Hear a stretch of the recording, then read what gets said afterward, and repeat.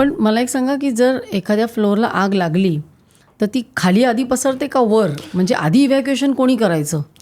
Basically आपण एक example घेऊया. आग लागली 5व्या फ्लोअरला. आता 4थ्या फ्लोअरवाल्यांनी काय करायचं, आग ती खाली तर येणार नाही, ती वरती वाढत जाणार आहे. खाली येणार नाही. नाही, आग ही व्हर्टिकली वाढत जाते, खाली सहसा येत नाही, पसरत नाही. म्हणजे इलेक्ट्रिकल असली तरी सुद्धा कुठली का असेल ना, म्हणजे तुम्ही जर डक्टिंग असेल इलेक्ट्रिकल, तर डक्टिंगमधून आग वर पसरत जाते, खाली नाही जाणार, खाली जाणार नाही. म्हणून तुम्हाला 4th फ्लोअरवाल्यांनी काय करायचं, खाली इव्हॅक्युएट करायचं आहे. आणि जे अडकले आहे वरचे फ्लोअरचे 6वे 7वे, त्यांनी काय करायचं की त्यांना रेफ्रिजरेटर नसतो, कारण की 8 फ्लोअर नंतर रेफ्रिजरेटर असतो. मग त्यांना सगळ्यात बेस्ट ऑप्शन आहे की तुम्ही टेरेसवर जाऊन तिथं इव्हॅक्युएशन प्रोसेस करा आणि तिथं तुम्ही असेंब्ली करा.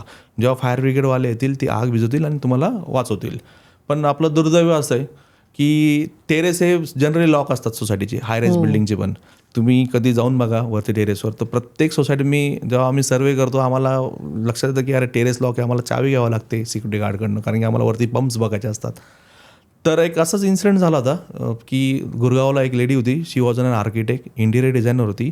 जेव्हा तिच्या हाय राईज बिल्डिंगला आग लागली, 17व्या मजल्याला आग लागली, 18व्या मजल्याला टेरेस होतं, आणि she knows everything because she was an architect. तिला माहिती होतं की एक्सटिंग्विशर कसं वापरायचं, हायड्रन सिस्टीम कशी वापरायची, काय आर्किटेक्ट लोकांना ट्रेनिंग असते. तर तिने एक्सटिंग्विशर वापरले आणि ते सगळे 7-8 लोकांना घेऊन टेरेसवर गेले. ते एक्सटिंग्विशर कामात आले नाही, कारण बिकॉज फायर मोठी झाली होती, ब्लेज फायर झाली होती. ब्लेज फायरला तुम्हाला हायड्रन सिस्टीमच ॲक्टिवेट करायला लागते. मग ते ॲक्टिवेट करताना तिच्या लक्षात आलं की यार सिस्टीम वॉज डेड, की वरचा पंप चालू नाही आहे, कोण मेंटेन नाही केलं सोसायटीनी. मग ते सर्व पळत पळत वर गेलं, टेरेस वॉज लॉक. मग तिला हॅमर भेटलं नाही ते लॉक तोडायला. जसं आज बघितलं आपण सगळं टेक्नॉलॉजी आल्यामुळे मिक्सर वापरतो, आपण खलबत्ता मुसळी पण ठेवत नाही घरात.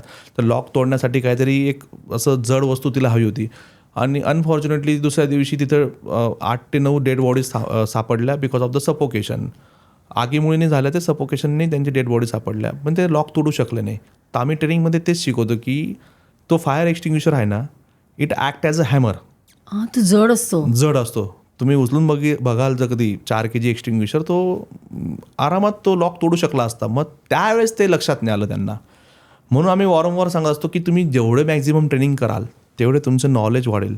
म्हणजे त्या लेडीने जे एक्सटिंग्विशर न वापरता तिने ते लॉकला जर आपटलं असतं किंवा त्याच्यावर तिने ब्रेक करायसाठी जर वापर केला असता, तर ते लॉक तुटलं असतं आणि त्यांचा जीव वाचू शकला असता. तर असं मला वाटतं. काय असतं त्या फायर एक्सटिंग्विशरमध्ये? म्हणजे आपण सगळीकडे बघतो ठेवलेला असतो तो, त्याच्या आतमध्ये काय असतं? डिफरंट टाईपचे फायर एक्सटिंग्विशर असतात की ABC, जसं तुम्हाला सांगितलं, ड्राय केमिकल पावडर असते, मोनो अमोनियम फॉस्फेट, मॅप नावाची पावडर असते, आणि बाकीचे एक्सटिंग्विशर CO2, जसं ते कार्बन डायऑक्साईड एक्सटिंग्विशर, त्यात कार्बन डायऑक्साईड भरतात. म्हणजे प्रत्येक वेगवेगळ्या कॅटेगरीचे एक्सटिंग्विशर येतात. काही फोम टाईप्स एक्सटिंग्विशर येतात, काही K टाईप एक्सटिंग्विशर येतात.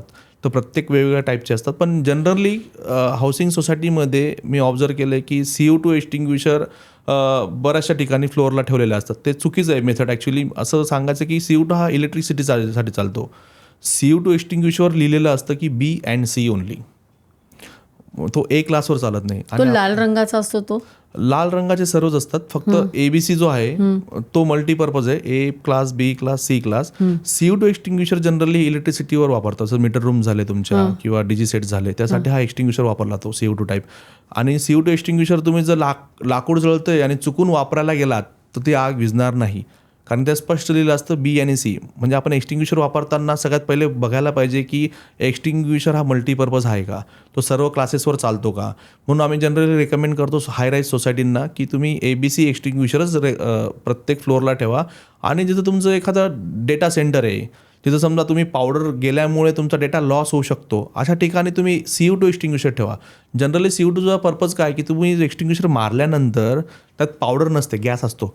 तुमची आग पण विझते, आग विझल्यानंतर तुमचा data as it is safe राहतो.